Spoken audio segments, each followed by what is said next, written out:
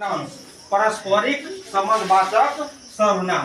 Pronouns showing mutual action or relation are called reciprocal pronouns. पारस्परिक कार्य mutual action वा सम्बन्ध दर्शाउने समान व्यवहार जाहिर गर्ने संयुक्त सर्वनामलाई reciprocal pronouns भन्दछन्. जस्तै Ram and Hari love each other.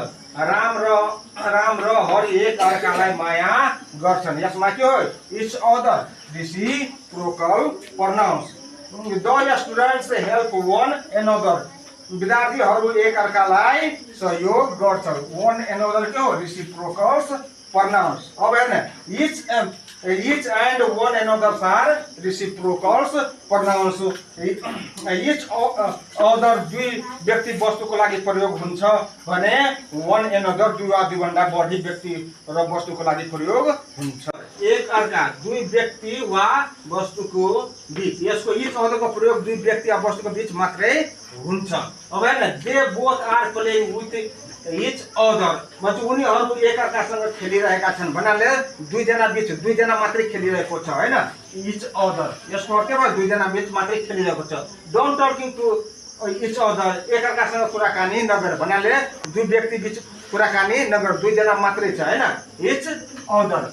अब the boys are fighting with each other केटाहरू एक अर्कासँग झगडा गरिरहेका छन् भन्नाले केटा कतिवटा छ? दुईवटा हैन. दुईवटा भन्दा बढी छैन, दुईवटा मात्रै छ. यसको each other को अर्थ के हुन्छ? दुई व्यक्ति बीचको मात्रै योले सम्बन्ध देखाउँछ. another दुई भन्दा बढी व्यक्ति वस्तुको बीच हैन. दुई भन्दा बढी व्यक्ति वस्तुको बीचको सम्बन्ध देखाउनको लागि one another को प्रयोग हुन्छ. they are playing with one another उनीहरू एक अर्कासँग खेलिरहेका छन्. one another को अर्थ के त?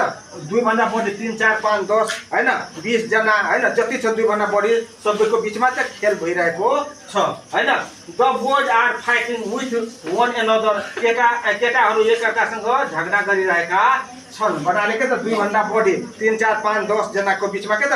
झगडा भइरहेका छन्. don't talking to one another एक अर्कासँग कुराकानी नगर. एक अर्कासँग कुराकानी नगरको मतलब के? 3 4 5 10 जना छ त्यसको बीचमा कुराकानी भइरहेको छ. त्यो कुराकानी के त? नगर. जस्तै क्लासमा छ भने सबै कुराकानी गरिरहेको छ भने के भयो? त्यो त्यसमा के गर्नुपर्छ? one another को प्रयोग गर्नुपर्छ. र दुईजनाको बीचमा कोहीले कुरा गरिरहेको छ भने त्यसमा each other को प्रयोग गर्नुपर्छ. reciprocal pronouns पारस्परिक सम्बन्धवाचक सर्वनाम. रुल हेर्ने each other एक अर्का दुई व्यक्ति वा वस्तु बीच सम्बन्ध देखाउनको लागि प्रयोग हुन्छ. यसमा दुईवटा व्यक्ति वा दुईवटा वस्तु मात्रै हुन्छ.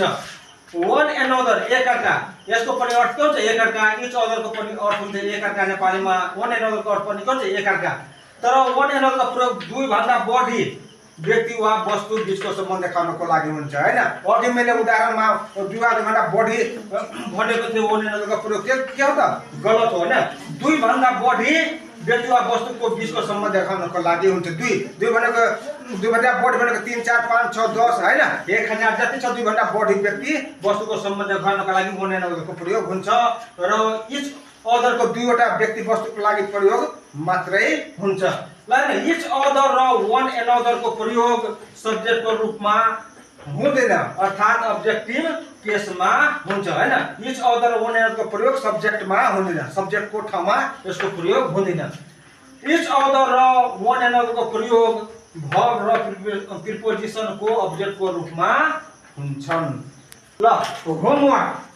Fill in the blanks with the correct words from each other, one another. दुईवटा व्यक्ति वस्तु छ भने each other को प्रयोग गर्ने हैन. दुई भन्दा बढी व्यक्ति वस्तुको हैन बोध हुन्छ भने one another को प्रयोग गर्ने. जस्तै you and he she love ...